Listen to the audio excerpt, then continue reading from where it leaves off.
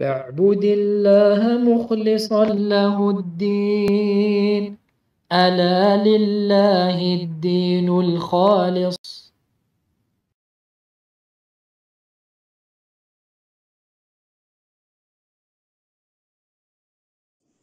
إن الحمد لله نحمده ونستعينه ونستغفره ونعوذ بالله من شرور أنفسنا ومن سيئات أعمالنا من يهده الله فلا مضل له ومن يضلل فلا هادي له وأشهد أن لا إله إلا الله وحده لا شريك له وأشهد أن محمدا عبده ورسوله صلى الله عليه وعلى آله وصحبه وسلم.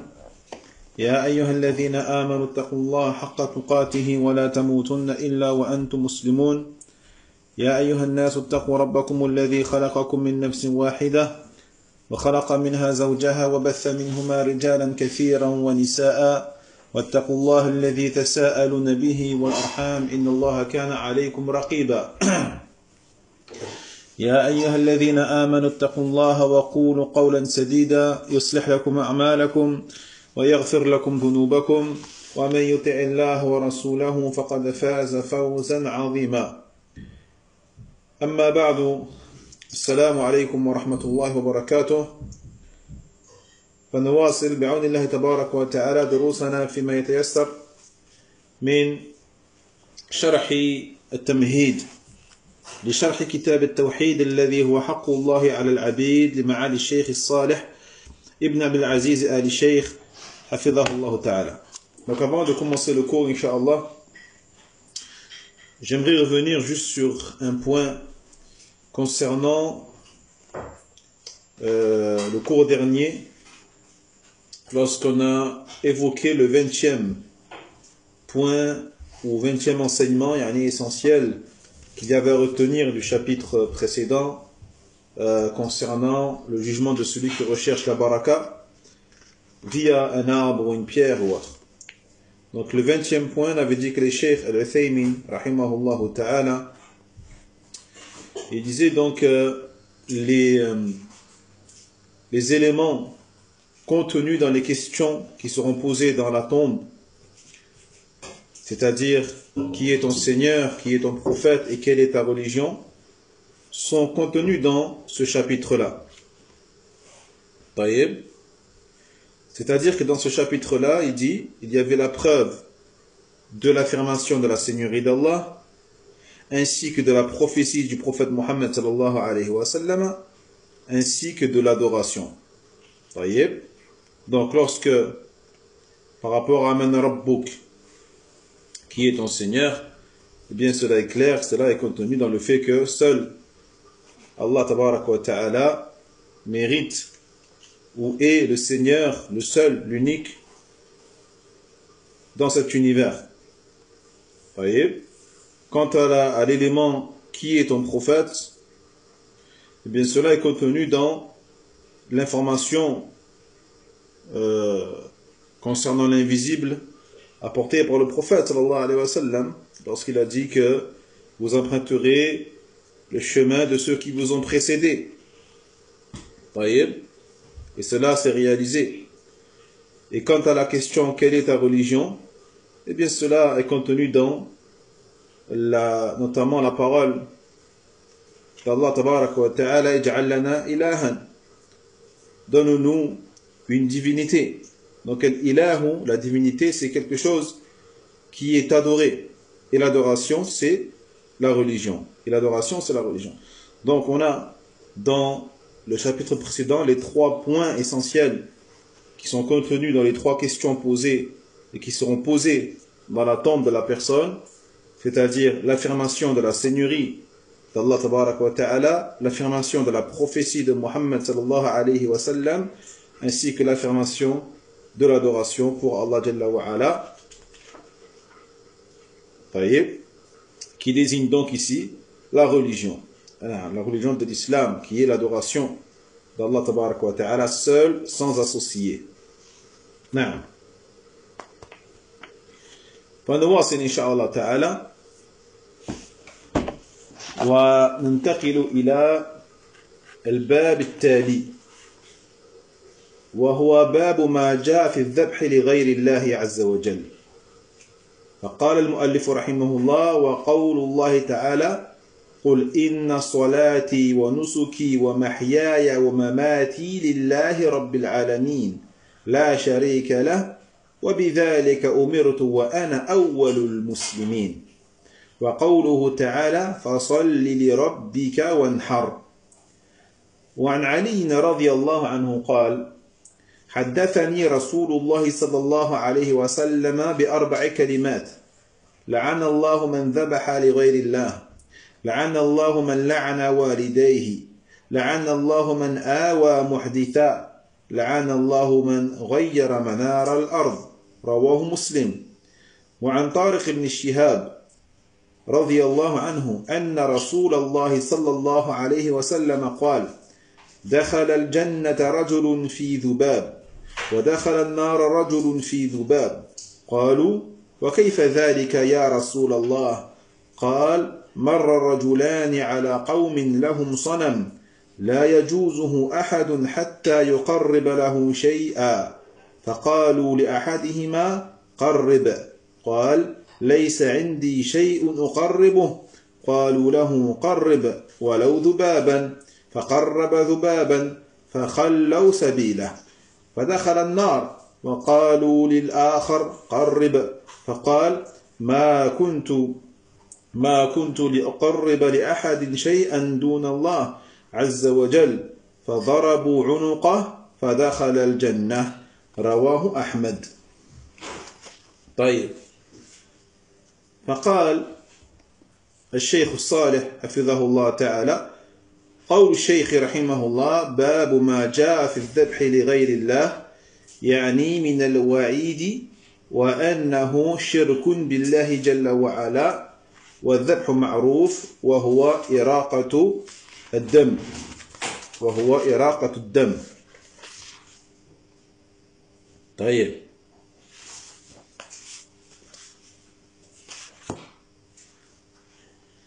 Donc ici le Cheikh Saleh hafidhahullah ta'ala, au sujet du titre de l'auteur ici rahimahullah, le chapitre de ce qui est parvenu concernant l'abattage pour autre qu'Allah, l'abattage de la bête ou le sacrifice de la bête pour autre que Allah tabarak wa ta'ala, c'est-à-dire le chapitre concernant ici la menace à l'encontre de celui qui fait cela et son jugement également. Le jugement de cet acte-là, c'est quoi? Eh bien, c'est de l'associationnisme, du shirk en Allah tabaraka wa ta'ala. Et al-dhabhu, le terme al-dhabhu dans la langue arabe, il est connu. Ça veut dire iraqatu dam, le fait de faire couler le sang. Le fait de faire couler le sang. طيب. وقوله لغير الله يعني متقربا به إلى غير الله، أي ذبح لأجل غير الله. والذبح فيه شيئان مهمان، وهما نكتة هذا الباب وعقدته. الأول الذبح بسم الله عز وجل، أو الذبح بالإهلال باسم ما. طيب. Puis il dit, la parole de l'auteur, rahimahullah, li ghayrillah, pour autre que Allah tabarak wa ta'ala. Donc ça veut dire quoi pour autre que Allah jalla wa ala? C'est-à-dire en désirant se rapprocher par cet acte-là, par cet abattage ou cette immolation d'autres qu'Allah tabarak wa ta'ala. Le fait de faire cela pour se rapprocher d'autres que Allah tabarak wa ta'ala. Donc, la personne sacrifie pour autre qu'Allah. Subhanallah. Il faut savoir ici que al-dhabh, l'abattage, contient deux choses ou deux notions ou deux questions très importantes. Et ces deux questions-là représentent la subtilité de ce chapitre et l'énigme de ce chapitre. C'est-à-dire, Donc la première chose importante qu'il faut savoir ici, c'est que le sacrifice, al-dhabh, il peut être fait au nom d'Allah, Bismillahi, mais il peut aussi, la personne, il se peut qu'elle prononce un autre nom que Allah tabarak wa ta'ala. طيب نعم. الشيء الثاني أن يذبح متقربا لما يريد أن يتقرب إليه. فإذا ثم التسمية وثم القصد وهما شيئان.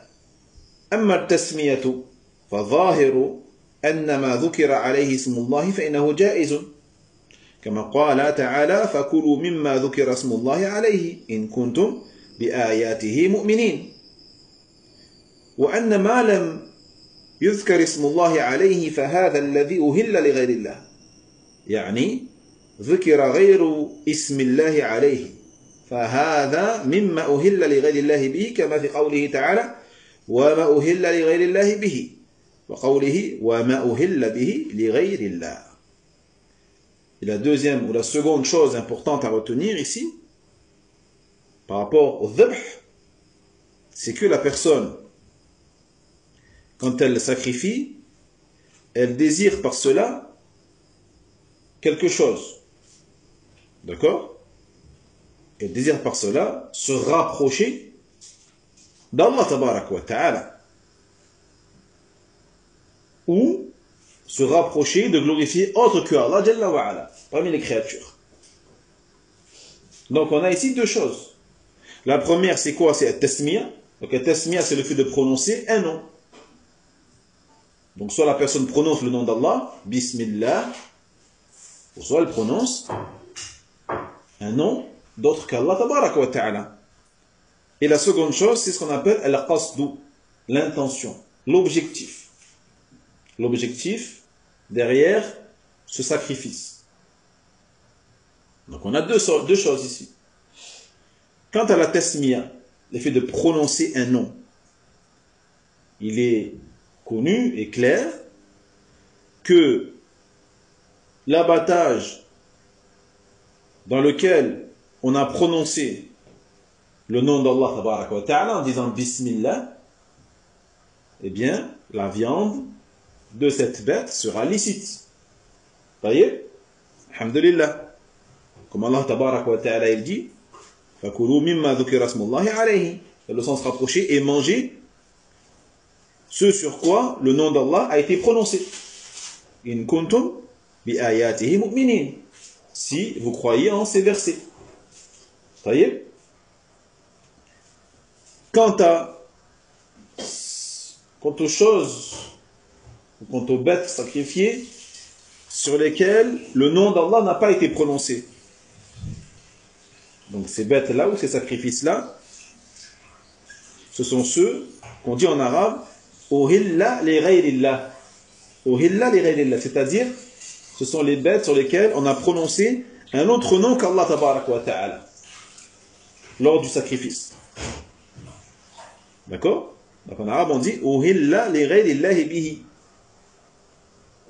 Al-ihlal, ici c'est le fait de prononcer un nom qui n'est pas celui d'Allah tabarak wa ta'ala. Voyez, donc cet acte-là, il est évoqué dans Surat al-Ma'ida et al-Baqara, dans lequel Allah tabarak wa ta'ala dit wa ma uhilla li ghayrillahi bihi, et ce sur quoi on a prononcé un nom autre que Allah tabarak wa ta'ala. Wa ma uhilla bihi li ghayrillah. Voyez, donc là on parle de l'ihlal, le fait de prononcer un nom, l'ihlal. Voyez, ou at-tasmiya. Mais la tasmiya c'est une chose, et on a dit l'intention et l'objectif du sacrifice c'est autre chose. On va en parler inshallah. Pour l'instant on reste sur la tasmiya. فالتسمية على الذبيحة من جهة المعنى استعانة. فإذا سمى الله فإنه استعان في هذا الذبح بالله جل وعلا لأن الباء في قولك بسم الله يعني أذبح متبركا ومستعينا بكل اسم لله جل وعلا أو بالله جل وعلا الذي له الأسماء الحسنى فجهة التسمية إذن جهة استعانة. Donc التسمية, le fait de prononcer le nom d'Allah tabarak wa ta'ala ici lors de l'abattage de la bête, qu'est-ce que ça veut dire? Pourquoi on prononce le nom d'Allah tabarak wa ta'ala? Il dit les chefs l'isti'ana, pour la demande d'aide. Tu demandes à Allah tabarak wa ta'ala son aide. Donc lorsque toi tu prononces le nom d'Allah tabarak wa ta'ala, eh bien tu demandes l'aide à Allah subhanahu wa ta'ala dans cet acte-là, qui est l'abattage de la bête. Tu demandes l'aide à Allah subhanahu wa ta'ala. Voyez?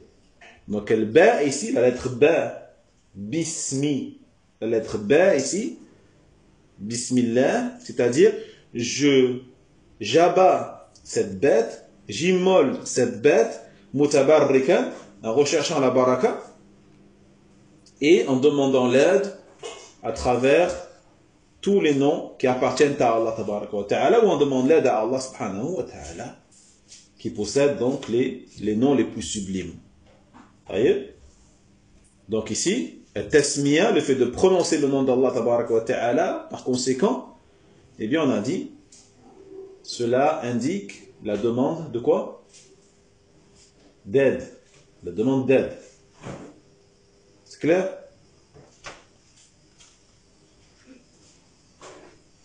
أما القصد فهذه جهة عبودية ومقاصد. فمن ذبح بسم الله لله، من ذبح بسم الله لله كانت الاستعانة بالله والقصد من الذبح أنه لوجه الله تقربا لله جل وعلا، فصارت الأحوال عندنا أربعة. فصارت الأحوال أربعة. الأولى أن يذبح بسم الله لله، أن يذبح بسم الله لله، فهذا هو التوحيد. هذا هو التوحيد. الثانية أن يذبح بسم الله لغير الله، يذبح المرء بسم الله لغير الله، فهذا شرك في العبادة. هذا الشرك في العبادة. الثالثة أن يذبح باسم غير الله لغير الله، أن يذبح باسم غير الله لغير الله، فهذا شرك في الاستعانة وشرك في العبادة أيضا.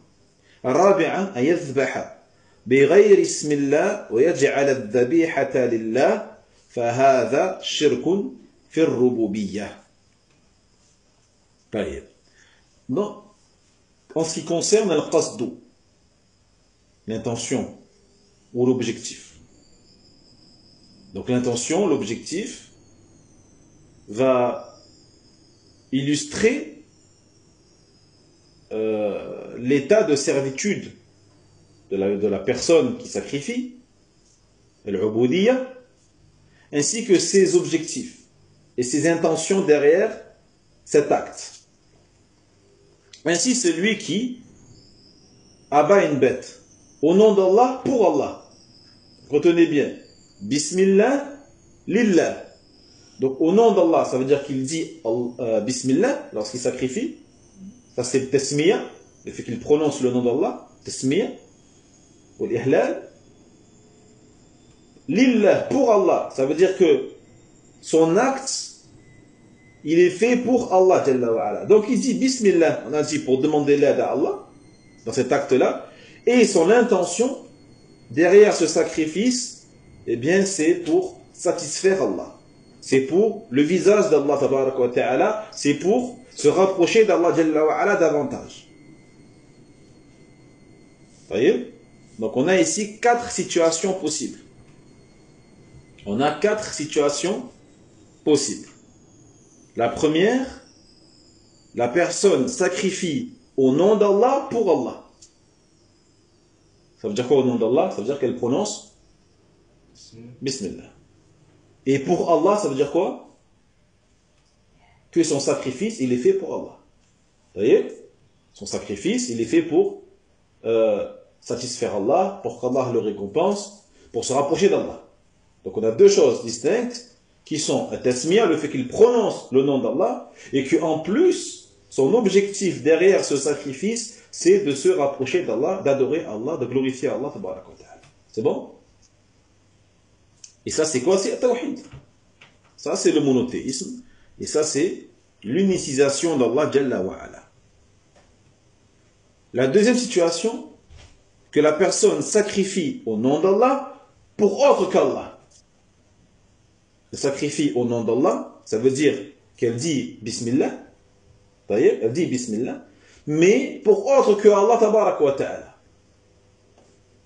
Ça c'est quoi? Ça c'est du shirk. C'est du shirk dans l'adoration. C'est du shirk dans l'adoration. Qui est ici le sacrifice.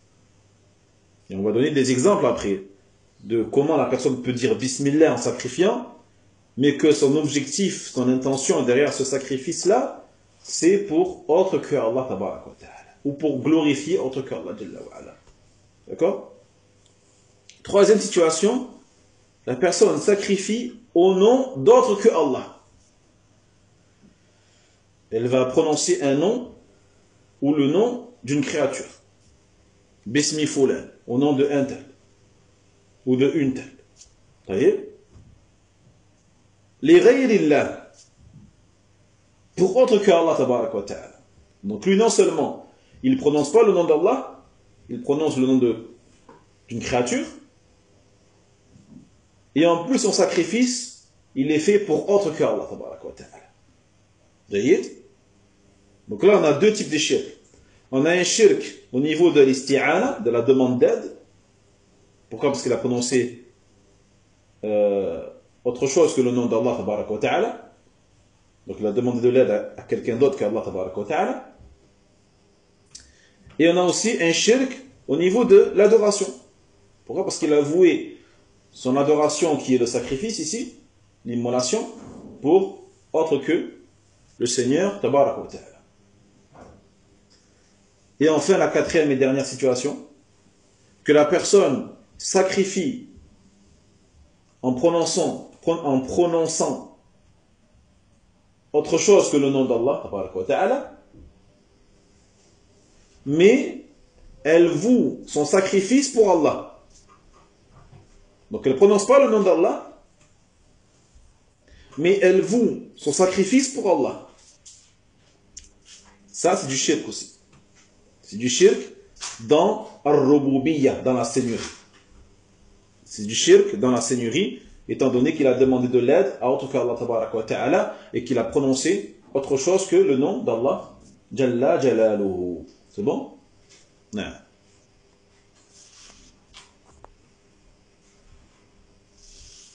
فإذا الأحوال عندنا أربعة كما ذكرنا إما أن يكون هناك تسمية بالله جل وعلا مع القصد لله جل وعلا وحده وهذا هو التوحيد وهو العبادة فالواجب أن يذبح لله قصدا وتقربا وأن يسمي الله جل وعلا على الذبيحة فإن لم يسمي الله جل وعلا وترك تسمية عمدا فإن الذبيحة لا تحل وإن لم يقصد بالذبيحة تقرب إلى الله جل وعلا ولا تقرب لغيره إنما ذبحها لأجل أضياف عنده أو لأجل أن يأكلها يعني ذبحها لقصد اللحم ولم يقصد بها تقرب فهذا جائز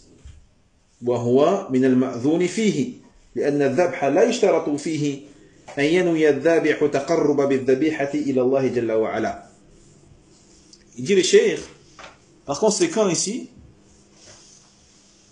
comme on a dit, on a, encore une fois, 4 situations possibles. Donc soit la personne, elle va prononcer le nom d'Allah, at-tasmiya lillah, ou billah, prononce le nom d'Allah lors de son abattage, et en plus de cela, son intention, c'est que cet acte-là, il est voué à Allah Jalla wa Ala. Taïeb, seul. Donc ça, comme on a dit, c'est at-tawhid. C'est ça le tawhid. Le monothéisme. C'est ça l'adoration, acceptée par Allah Jalla wa Ala. Il est obligatoire, par conséquent, que la bête soit sacrifiée, abattue pour Allah Jalla wa Ala. Dans l'intention de se rapprocher de lui, subhanahu wa ta'ala. Et il est obligatoire également qu'il prononce le nom d'Allah Jalla wa Ala lors de son sacrifice. Car s'il ne prononce pas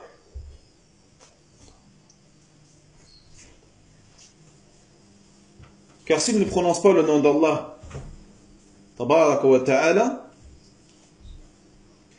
et qu'il délaisse le nom d'Allah Jalla wa Ala volontairement, eh bien la bête ne sera pas licite à la consommation. Elle ne sera pas halal. Voyez? Maintenant, s'il n'a pas voulu, à travers son acte d'abattage, se rapprocher d'Allah Jalla wa Ala, et ni d'une créature quelle qu'elle soit. Donc il a sacrifié une bête, il a dit Bismillah, mais il n'a pas eu l'intention ni de se rapprocher d'Allah, ni de se rapprocher d'une créature quelconque. Mais il a sacrifié la bête seulement pour, par exemple, accueillir des invités chez lui. Et donc pour leur préparer un bon repas. Ou dans le but tout simplement de se nourrir lui et sa famille. C'est-à-dire que son intention n'est pas de se rapprocher d'Allah ou de se rapprocher d'une créature, mais son intention était juste de consommer la viande de la bête. C'était pour la viande. D'accord? C'est un sacrifice qui a été fait pour la viande. C'est bon? Et donc on a dit, il n'a pas voulu ni se rapprocher d'Allah, ni se rapprocher de quiconque. Est-ce que cela est permis? Oui, c'est permis. Et la bête est licite à la consommation. Pourquoi? Parce qu'il a dit Bismillah. Taïeb. Pourquoi? Parce que le sacrifice, ce n'est pas une condition que la personne émette comme intention de se rapprocher à travers cet acte-là d'Allah tabaraka wa ta'ala. Ce n'est pas une condition. Jayyid? Ce n'est pas une condition pour que la bête soit licite à la consommation. فالحاصل من الحالة الأولى أن ذكر اسم الله على الذبيحة واجب وأن يكون قصد الذابح بها تقرب إلى الله جل وعلا إن كان قد نوى بها تقربا وهذا مثل ما يذبح من الأضاحي ويذبح من الهدي ونحو ذلك مما يذبحه المرء تعظيما لله سبحانه وتعالى مما أمر به شرعا فهذا الذي تذبحه لله تقصد تقرب به إليه سبحانه وتعالى فهذا من العبادات العظيمة التي يحبها الله عز وجل وهي عبادة النحر والذبح.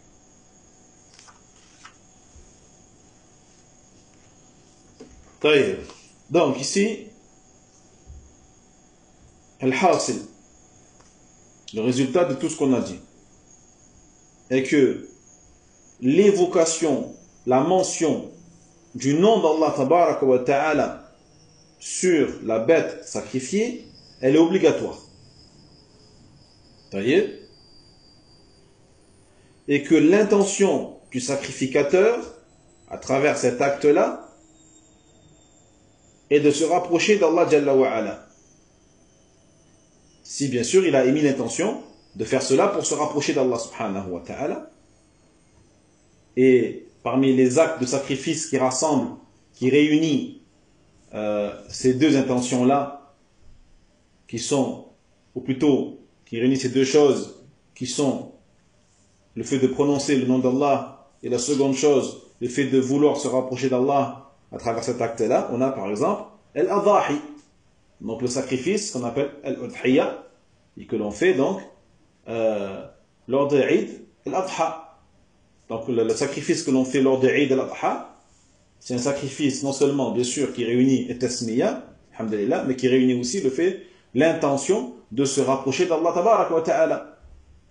C'est pas un simple sacrifice qui est fait juste pour manger. D'accord? C'est pour cela que d'ailleurs, tu peux donner toute la viande que tu as sacrifiée le jour de l'Eid si tu veux. D'accord? Parce que l'intention, ce n'est pas le fait de manger la viande ou d'inviter des gens. C'est le fait de se rapprocher d'Allah tabaraka wa ta'ala à travers cette adoration immense qui est al-Udhiyya. D'accord? Ou alors les sacrifices qui sont faits par notamment ceux qui partent à Mecca et qui sacrifient donc le hadi, qui est la bête que l'on sacrifie, au haram. Parmi les choses que la personne peut sacrifier pour glorifier Allah, pour glorifier Allah subhanahu wa ta'ala, parmi les sacrifices qu'Allah subhanahu wa ta'ala il a légiféré et ordonné. Donc ce sacrifice-là, c'est celui que tu fais pour Allah, c'est-à-dire pour te rapprocher d'Allah subhanahu wa ta'ala. Donc ceci fait partie, ce sacrifice-là, il fait partie bien sûr des adorations immenses qu'Allah tabaraka wa ta'ala aime, c'est-à-dire l'adoration du sacrifice, l'adoration de l'immolation, de l'abattage de la bête, conformément à la sunna du messager sallallahu alayhi wa sallam. C'est bon? لكن قد يذبح المرء بسم الله ولكن يقول أريدها للأضياف أو أريدها للحم يعني للأكل ولم أتقرب بها لغير الله وأيضا لم أتقرب بها لله فنقول هذه الحالة جائزة لأنه سمى وقال بسم الله ولم يذبح لغير الله فليس داخلا في الوعيد ولا في النهي بل ذلك من المأذون فيه. Et comme on a dit tout à l'heure, si la personne elle sacrifie la bête Bismillah, ça veut dire quoi Bismillah? Ça veut dire qu'elle prononce le nom d'Allah, Bismillah, mais elle te dit je l'ai sacrifié la bête parce que je vais recevoir des invités ou j'ai organisé un grand festin et c'est pour ça que j'ai sacrifié ces bêtes-là. Vous voyez? Ou je veux la sacrifier, la personne est partie par exemple à l'abattoir ou à la ferme, elle a acheté un mouton, elle l'a sacrifié afin de nourrir sa famille. Donc elle va ensuite, par exemple, stocker la viande dans un congélateur pour la manger. Donc son but, son objectif dans le sacrifice, c'est de manger la viande. Vous voyez? Non. Elle te dit donc, moi je ne l'ai pas fait ni pour me rapprocher d'Allah, ni pour me rapprocher de quiconque parmi les créatures. Vous voyez? Donc, est-ce que cela est permis? Non, ça c'est permis. Cette situation, bien sûr, elle est permise, elle est autorisée. Pourquoi? Parce qu'il a dit Bismillah. Donc, tant qu'il dit Bismillah, et qu'il n'a pas voulu par là glorifier autre qu'Allah tabaraka wa ta'ala, eh bien la viande elle est licite, elle est consommable. Et il n'a pas sacrifié pour autre qu'Allah tabaraka wa ta'ala. Donc cela ne rentre pas dans les choses, le sacrifice interdit qui est sujet à la menace d'Allah tabaraka wa ta'ala, ni par l'interdiction, mais au contraire cela rentre dans ce qui est autorisé. Naam. الحالة الثانية أن يذبح بسم الله ويقصد بذلك تقربا لغير الله. انتبهوا، أن يذبح بسم الله أي يقول بسم الله الله أكبر ويقصد بذلك التقرب لغير الله، فيقول مثلا بسم الله وينحر الدم وهو ينوي بإزهاق النفس وبإراقة الدم تقرب لهذا العظيم المدفون مثلا، أو لهذا النبي، أو لهذا الصالح، فهذا وإن ذكر اسم الله تبارك وتعالى فإن الشرك حاصل من جهة أنه أراق الدم تعظيما للمدفون وتعظيما لغير الله.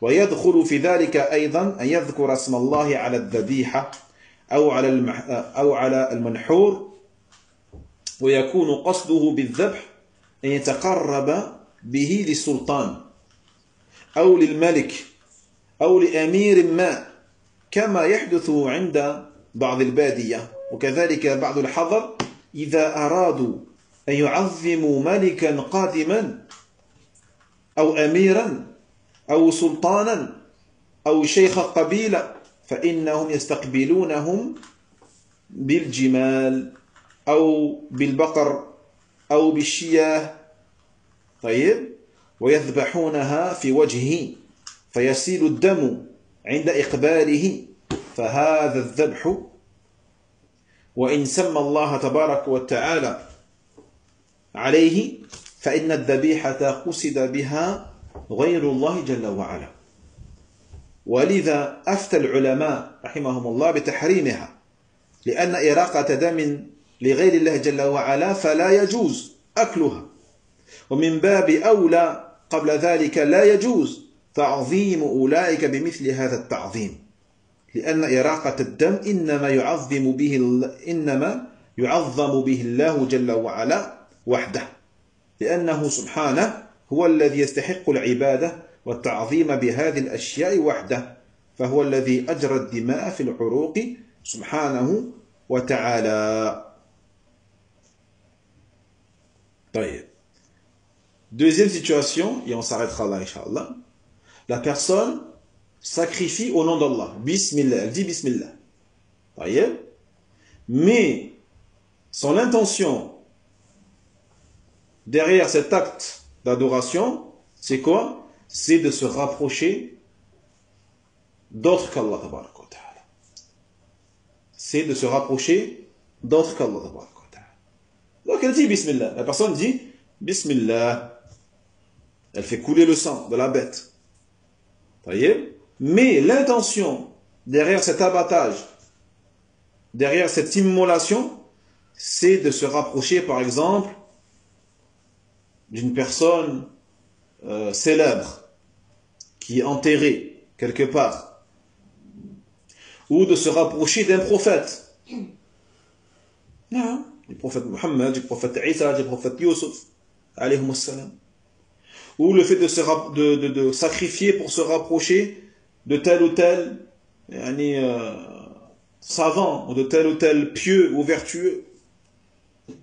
Donc ça, même s'il a prononcé le nom d'Allah, même s'il a dit Bismillah, eh bien c'est du shirk quand même. C'est du shirk par rapport au fait qu'il a fait couler le sang pour glorifier cette personne qui est enterrée quelque part, pour glorifier autre qu'Allah tabarak wa ta'ala. Donc entre dedans également le fait de prononcer le nom d'Allah sur la bête, mais que l'intention à travers cet acte-là est de se rapprocher d'un sultan, c'est-à-dire d'un gouverneur, d'un dirigeant, d'un président, d'un roi, pour se rapprocher de tel ou tel prince. Hein? Et cela arrive malheureusement chez certains parmi, notamment les bédouins, ceux qui vivent dans le désert, les nomades, et même parmi certains résidents, qui lorsqu'ils veulent glorifier leur roi, donc ils vont accueillir par exemple, dans certains pays, donc ils ont des rois, d'autres ils ont des présidents, d'autres ils ont... Voyez?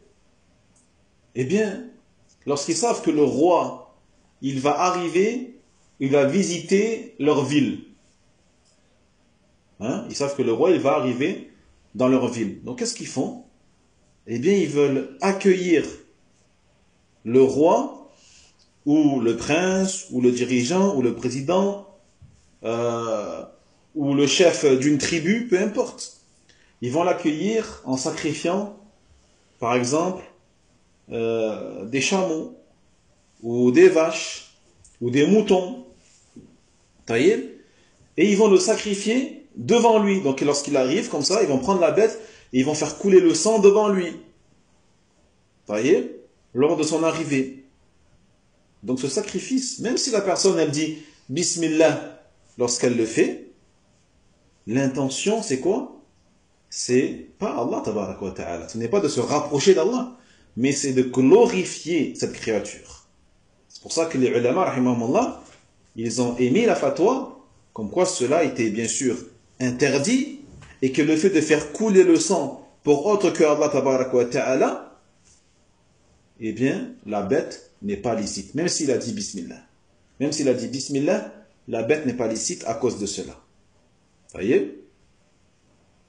Mais avant cela, bien sûr, il n'est pas permis, déjà à la base, il n'est même pas permis de glorifier ces créatures-là à travers cette forme de glorification. On ne parle même pas de est-ce que la bête elle est licite ou pas licite. On parle juste de l'acte en lui-même. Le fait de glorifier quelqu'un, une créature, par ce type d'adoration est bien sûr interdit. Vous voyez? Pourquoi? Parce que le fait de faire couler le sang, eh bien, cela ne peut être fait que pour glorifier Allah subhanahu wa ta'ala seul. Car Allah Jalla wa ala, c'est celui qui mérite d'être adoré, c'est celui qui mérite d'être glorifié à travers ce type d'adoration, à travers ce type d'acte. À travers ce type d'acte. Et c'est le seul. Et c'est le seul, Allah tabarak wa ta'ala, qui fait couler le sang dans les veines des créatures. Non. On s'arrête là, Inch'Allah, pour aujourd'hui. Et on évoquera la troisième et la quatrième situation mardi prochain, Inch'Allah ta'ala. والعلم عند الله وآخر دعوانا أن الحمد لله رب العالمين وصلى الله على نبينا محمد وعلى آله وأصحابه أجمعين وسلم تسليما جزاكم الله خيرا والسلام عليكم ورحمة الله وبركاته. وينجي الله الذين اتقوا بمفازتهم لا يمسهم السوء ولا هم يحزنون